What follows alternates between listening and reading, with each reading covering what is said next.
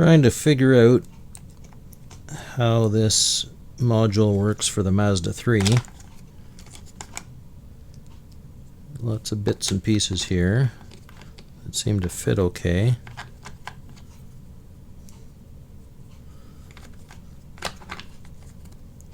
This rotates.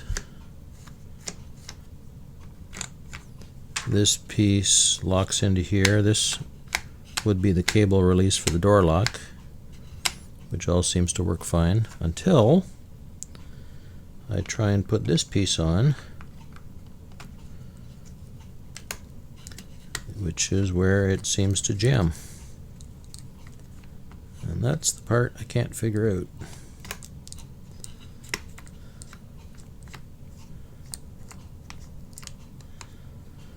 It just wants to jam when I do. Oh, that came through.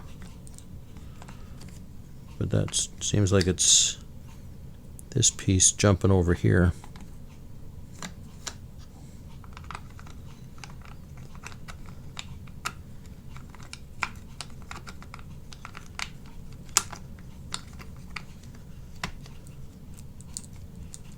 And now that's jammed.